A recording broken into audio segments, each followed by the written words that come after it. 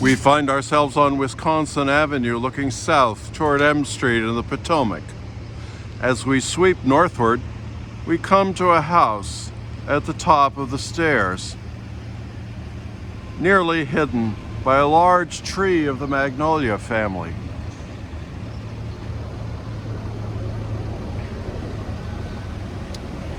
The plaque on the left of the doorway tells us that this is the Aged Woman's Home of Georgetown. It was founded in 1867 by the Female Union Benevolent Society of Georgetown for widows of the Civil War, and it has been in continuous service since then. The home houses up to 11 women ages 62 and over who are unable to support themselves financially. The central section of the house was built in 1756. From 1804 to 1841, Sergeant John Lutz resided there with his family. He had been George Washington's bodyguard at Valley Forge, and the plaque on the right of the doorway acknowledges his presence here. Washington was a frequent visitor to the house, and his signature is etched into the glass of one of the front door windows.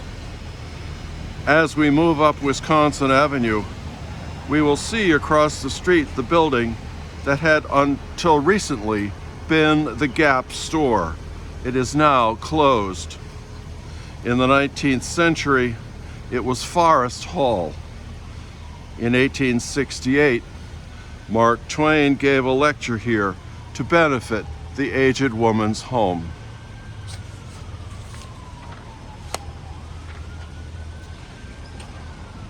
Today, we honor Saint Scholastica, sister of Saint Benedict, founder of the first Benedictine monastery for men at Subiaco, Italy, in 529.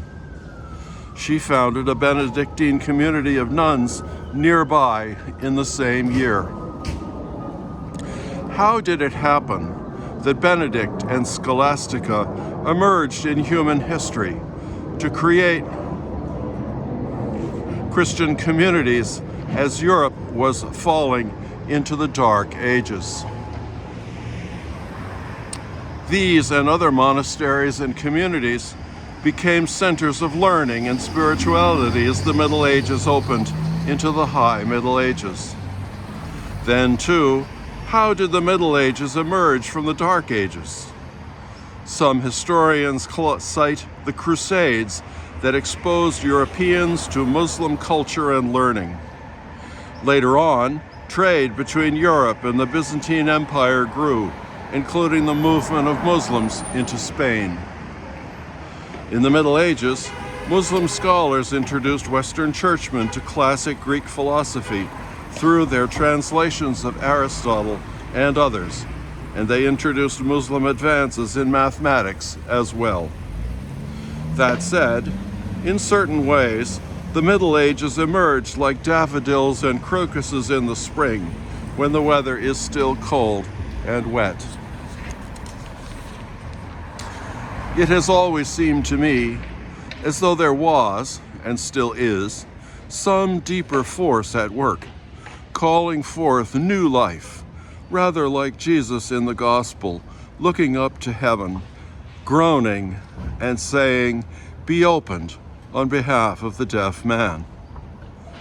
Perhaps we might offer our own groaning prayers to the Father to have mercy on the Western world that is falling into a deep and forgetful slumber. And not just an amnesiac slumber, but a slumber of moral, intellectual, emotional, social, and spiritual, that is, all of those qualities, as well as a slumber of death. If we invited Jesus to groan over us, we might find ourselves with renewed and revitalized voices to hear and to speak. Does this really work? A friend called me at 8 a.m. some time ago to tell me how burdened he felt by his life. Not least the need to head to his office for a 9 a.m. meeting for which he was unprepared. He asked if I thought that praying to God for strength would help.